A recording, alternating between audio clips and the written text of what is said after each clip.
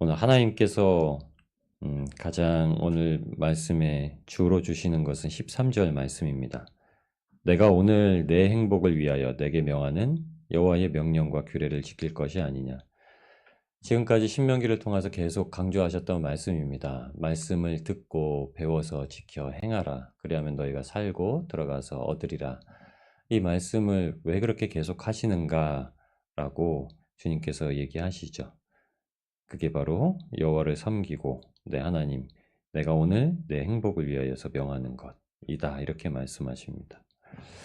하나님께서 그것을 위해서 오늘 이렇게 얘기하십니다. 모세가 신명기 10장을 통해서 얘기할 때 신명기 9장에 있는 내용의 말씀은 시내산에서 언약을 받고 내려올 때 이스라엘 백성들이 금송아지를 만든 사건에 대해서 모세가 납작 엎드려서 기도하여 생명을 구원한 일입니다.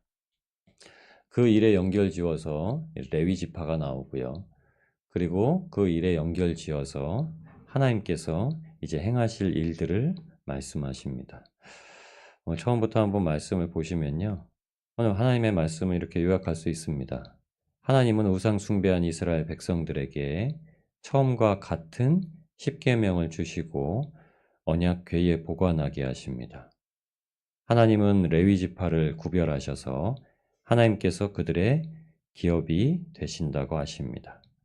이스라엘을 갱신하시도록 주신 그 십계명을 통해서 마음의 할례를 받게 하시고 하나님을 경외하게 하십니다. 이게 오늘 세 단락으로 나누어진 처음과 같은 돌판을 주시고 레위 지파를 구별하셨고 마음의 할례를 받아서 하나님의 말씀대로 살게 하시는 뜻입니다. 여러분 오늘 말씀에 그때예라고 하시면서 모세가 얘기하는 그때는 금송아지의 불순종. 여러분 십계명이 깨어졌다는 것은 사망 선고가 이어진 겁니다. 모세가 돌판을 던졌죠. 그래 십계명이 깨어지고 사망 선고가 이어지는데 하나님께서 새로운 기회를 부여하십니다. 근데 그 새로운 기회가 한 번입니다. 왜냐면은 언약궤를 만들게 하세요. 모세는 신명기를 통해서 말할 때는 시간의 순서에 구애받지 않고 이렇게 조합해서 얘기를 합니다. 그러니까 출애굽기에 이루어졌던 시간의 순서와는 다르게 말씀을 나눠줍니다.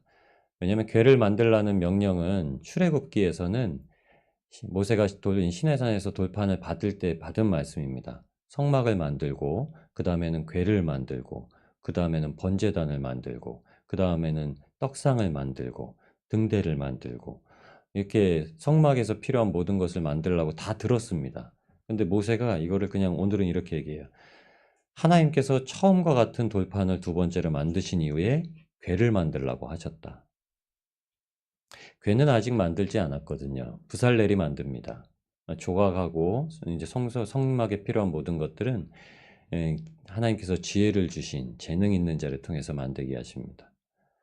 그런데 여러분 이 궤가 어떤 뜻이냐면 창세기 50장 26절 마지막 절에 보시면 요셉이 죽습니다. 그리고 요셉을 입관시킵니다.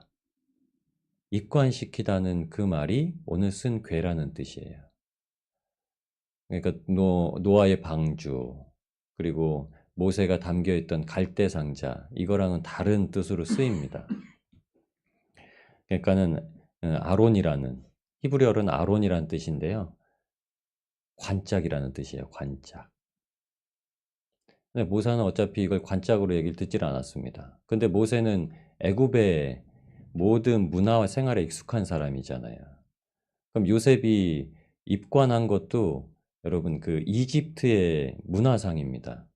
파라오 아시죠? 석상에다가 관이죠. 석관에다가 사람을 무덤을 만들고 들어가는 거. 근데 이스라엘 백성은 그렇게 하질 않습니다. 우리나라처럼 관을 쓰지 않죠. 이스라엘 백성은 굴을 파고 거기에 여물해서 시체를 놓아둡니다. 그게 끝이에요. 근데 모세가 아마 기억하고 있는 거 하나님께서 궤를 만들라. 그러면 모세가 그걸 연상했을 수도 있습니다. 애굽에서 행해졌던 풍습, 관을 만들라. 애굽의 장래의 일들. 그거는 부패하지 않도록 하는 겁니다. 염을 하고 이런저런 방부 처리를 한 다음에 들어가게 하는. 궤를 만들어서 이제 언약궤가 들어갑니다. 이제 더 언약궤는 더 이상 변하지가 않습니다. 예, 모세의 말대로 임의로 깨트려지지도 않습니다. 그러니까 다시 주신 기회는 다시 오지 않습니다. 언약궤가 이제 한 번 들어갔으면 하나님께서 재차 처음과 같이 은혜를 베푸셔서 만드시는 사건은 재차 오지 않습니다. 그래서 16절에 강조합니다. 너희는 이제 마음에 할례를 받고 다시는 목을 곧게 하지 마라. 제 기회가 창출되지 않는다고 하시는 거죠. 그러시면서 하나님이 어떤 분이신지를 계속해서 얘기하십니다. 하나님은 유일하신 분, 하나님은 거룩하신 분, 하나님은 전지전능하신 분. 그 모든 것을 무엇을 집중해서 하시는가? 부르시고 택하신 이스라엘 백성들의 행복을 위해서. 그들이 순종의 길을 걸으면 받을 수 있는 그 복에 대해서. 그래서 12절 말씀에 하나님께서 요구하시는 것이 무엇이냐 이렇게 당당하게 모세가 얘기합니다. 여호와를 경외하는 것, 말씀하신 도를 행하는 것, 그리고 하나님을 사랑하는 것, 그리고 하나님을 섬기는 것. 이렇게 말씀하십니다. 처음 십계명이 깨어지고 이제 1세대 사망 선고가 나고 이제 새로 시작됩니다. 그래서 1절부터 5절까지 말씀에 계속해서 반복되는 말씀이 있죠. 반복되는 말씀은 중요하게 표현을 한 겁니다. 처음과 같은, 처음 것과 같은, 처음과 같이. 그렇게 해서 이제 궤에 싹 넣게 됩니다. 그리고 나서 이 하나님이 본래에 의도하시고 이끄시려고 하셨던 대로 이제 역사를 하십니다. 이게 뭐냐면 여러분 바뀌어지는 사건입니다. 바뀌어지는 사건. 그 바뀌어지는 사건으로 보여주신 게 레위 지파예요. 여러분 레위 지파가 처음부터 거룩한 지파가 아닙니다.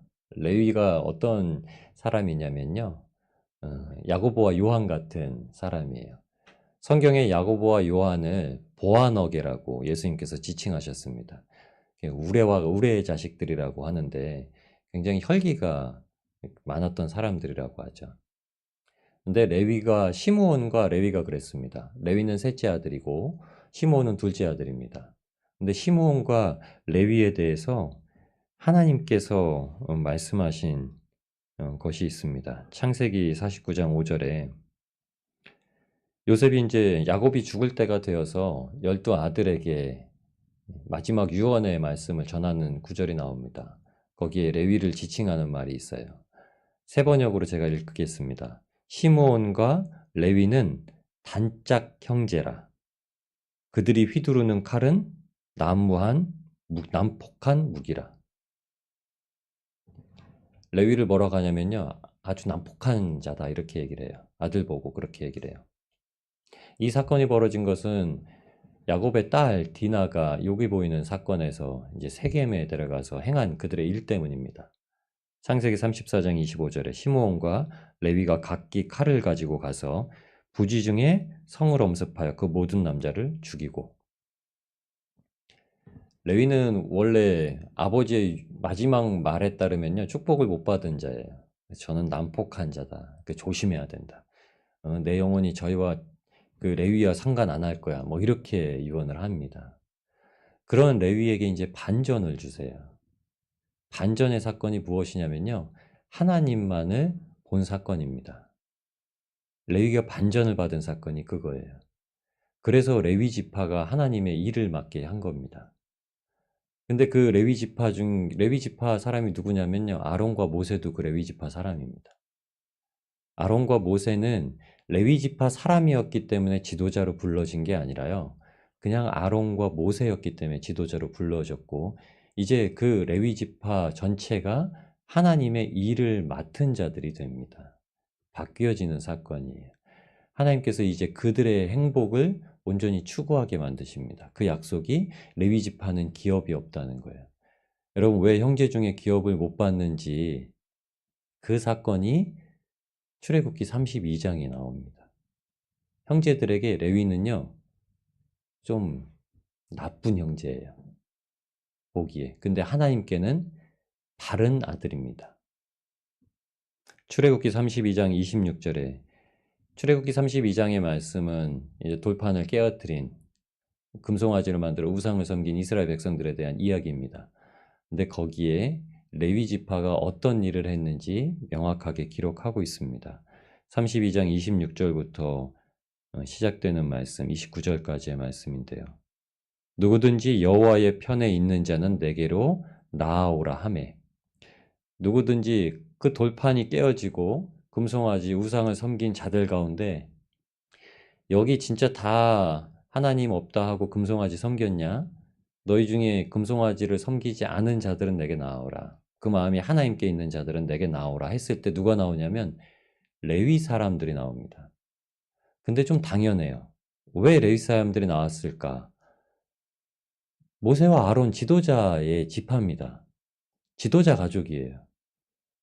아론이 그 당시에 사람들의 그 억압과 강요에 의해서 만든 것처럼 그렇게 보여지지만 모세 또한 그 레위 지파 동족입니다. 가족이에요. 자기의 지도자, 우리 가족의 지도자가 올라가 있는데 레위 지파 마음이 편했겠습니까? 야, 이제 모세 죽었다. 이제 다른 신을 만들어내라. 다른 지도자를 만들어내라. 이렇게 얘기하니까요. 레위 지파들이 다 나옵니다. 레위 자손이 다 모여 그에게로 오는지라 누가 여호와의 편에 있냐 했을 때 다 나옵니다. 너희는 각각 허리에 칼을 차고 창세기에 레위가 찼던 허리의 칼과 지금 허리의 칼의 용도가 달라집니다. 제가 아까 읽어드렸죠. 창세기 34장에도 레위가 각기 칼을 가지고 가서 오늘도 너희는 각각 허리에 칼을 차고 모세가 하는 말이에요. 너희 이제 집에 있는 칼을 허리에 하나씩 각각 차라. 그리고 진 이쪽에서 이문에서 저문까지 왕래하며 각 사람이 그 형제를, 각 사람이 그 친구를, 각 사람이 그 이웃을 도륙하라 하셨느니라. 레위 자손이 모세의 말대로 행하매 이날의 백성 중에 3,000명 가량이 죽인 바 됨이라. 그날의 레위를 통해서 우상을 섬긴 자 3,000명이 죽음에 이르게 됩니다. 모세가 이를 때 각 사람이 그 아들과 그 형제를 쳤으니 오늘날 여호와께 헌신하게 되었느니라. 사람적인 모습으로 봤을 땐 여러분 이게 어떻게 하나님 앞에 헌신하는 모습이겠습니까? 근데 영적으로 봤을 때 하나님께서 무엇이라고 하시냐면 하나님의 말씀을 지키는 것이 가장 중요한 거. 하나님의 말씀을 위해서 허리에 칼을 찬 걸 지금 보십시오. 저와 여러분이 무엇을 준비하라고 하시죠? 말씀의 검을 차라고요. 무엇에다가 그 칼을 차라고 하냐면요. 진리의 허리띠에다가요. 말씀의 검을 진리의 허리띠라고. 말씀이 진리지 않습니까? 그 두 개를 전신갑주에는 반복해서 말씀하세요. 말씀의 검과 진리의 허리띠를 차고. 여러분 육신으로는 도륙했지만 이 말씀이 저에게 영적으로 들려지는 건 절대 말씀과 진리가 아니면 형제들과 규합하지 마라. 레위가 이전에는 여동생 디나 때문에 흥분해서 사람들을 치는 사건이 있었다면 이제는요 아주 굉장히 냉철하고 영적입니다. 이성적이고 감성적이고 영적이에요. 말씀으로 주님 앞에 나왔고 여호와의 편에 섰다고 얘기를 하고 그 다음에 그들의 형제를, 그들의 친구를, 그들의 이웃을 말씀으로 대항합니다. 말씀으로 권면하고 말씀으로 권계해서 깨우칩니다. 근데 그것이 여호와께 헌신되었다. 이렇게 모세가 얘기해요. 그가 오늘날 너희에게 복을 내리시리라. 이게 레위가 받은 축복의 말씀입니다. 이제 말씀을 붙들고 사는 레위 지파. 그래서 여호와께서 그의 기업이 되셨다. 유일하신 기업이 되셨다. 9절 말씀에 레위는 그의 형제 중에 분깃이 없다. 기업도 없다. 하나님 여호와께서 그에게 말씀하심 같이 이 말씀하심이 출애굽기 32장 29절입니다. 오늘날 레위에게 복을 내리시리라. 말씀하심 같이 여호와께서 그의 기업이시니라. 레위 지파는 구별되었습니다. 그렇게 말씀에 새롭게 되어서 레위 지파는 그것을 해요. 여호와의 언약 궤를 매게 하고요. 말씀의 궤, 말씀이 들어있는 변하지 않게 만드신 언약궤를 지게 하시고 그리고 하나님 앞에 서게 하십니다. 그를 섬기고 여호와의 이름으로 축복하게 하십니다. 민수기 6장 25절에서 27절까지 있는 2절에서 27절까지 있는 이 축복의 말씀이요. 레위 지파를 통해서 흘러가게 되는 축복의 말씀입니다. 통로를 지나야 주님께서 그들에게 복을 주시겠다고 말씀하세요. 모세가 아론과 제사장 그리고 레위 지파들에게 허락한 게 무엇이냐면요. 축복을 해 주어라. 그러면 그제서야 하나님께서 복을 내리시겠다. 축복이 있어야 하나님이 복을 내리십니다. 하나님이 그냥 복을 내리시는 게 아니라요. 믿는 자와 안 믿는 자에게는 하나님께서 그냥 비를 다 내려주셔서 은혜를 내리시는 것 같이 하지만 그쪽에는 축복의 통로가 있는 자들에게는 하나님께서 복을 내리시겠다 말씀하십니다. 여러분 그 복을 위해서 하나님께서 계명을 주셨습니다. 이스라엘 백성들이요. 특별히 레위 지파가 복을 흘려보낼 수 있는 통로의 역할을 감당하는 것은 그의 도를 행하고 그를 사랑하고 여호와를 섬기고 여호와를 경외하는 것. 이 요구가 이루어질 때입니다. 그래서 하나님께서 만민 중에서 그들을 택하셨음을 오늘과 같이 알게 하신다고 말씀하십니다. 여러분 그게 레위 지파의 삶입니다. 레위 지파의 삶이 어떻게 요약되어 있냐면요. 나중에 19절 말씀이죠. 나그네라고 지칭되어 있습니다. 나그네. 레위 지파를 지칭하는 말씀은 아닙니다. 그런데 레위 지파의 삶이 이랬습니다. 하나님께서는 나그네를 사랑하시고 또한 나그네를 사랑하심 같이 이스라엘 백성에게도 나그네를 사랑하라 이렇게 말씀하십니다. 나그네라는 의미는 이렇습니다. 애굽 땅에서 나온 누구든지 하나님께서 건지시는 땅에서 나와서 약속의 땅으로 들어가는 길을 걷고 있는 자. 우리가 지금 얘기하죠. 순례자. 저와 여러분이 천국을 향한 순례자들 아니신가요? 그래서 이 땅에서 나그네 된 삶을 사시잖아요. 우리가 나그네 된 삶을 살고 있습니다. 하지만은 그 삶이 얼마나 고단한지 진짜 밖에 광야길을 걸어본 사람은 아시잖아요. 어려운 시절을 겪어오셨을 때 그 나그네 같았던 삶. 대한민국이 그렇지 않습니까? 개발을 지났던 60년대, 70년대, 80년대를 지날 때 우리나라 자체가 그냥 나그네 삶 아니었습니까? 그 삶을 지날 때 하나님께서 행해 주신 일이잖아요. 그게 여호와께서 레위 지파에게 약속하셨던 것처럼 오직 여호와만이 기업이 되시겠다. 그 복을 내리시겠다. 그 행복을 위하여서 계명을 주시고 일하시겠다. 그 계명이 한번 갱신되어서 절대 변하지 않는다. 저와 여러분이 그 갱신된 계명을 날마다 받고 있습니다. 예수님께서 한 번 십자가에 달려 돌아가셨다고 말씀하시고 성경에는요. 다시금 예수님을 못 박는 행위를 하지 마라. 다시는 못 박는 행위를 하지 마라. 어제 여러분 리딩 지저스 처음 구약궤관을 들으실 때 예수님께서 어떤 존재라고 말씀하신 거 기억나시나요? 예수님은 새 아담, 예수님은 새 이스라엘, 예수님은 새 다윗, 새로움, 처음과 같이 갱신하는 일이 예수님을 통해서 우리에게 주어졌습니다. 그 행복이 저와 여러분에게 주어졌습니다. 하나님께서 우리에게 이루실 일을 오늘도 기대하시기 바랍니다. 우리의 삶이요 하나님께서 날마다 그 계명을 지키고 살아갈 때 원래의 약속하셨던 복처럼 걸어갈 수 있도록 인생을 허락하십니다.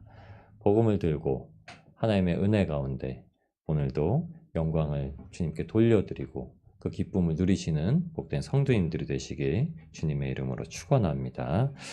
우리 함께 기도하시겠습니다.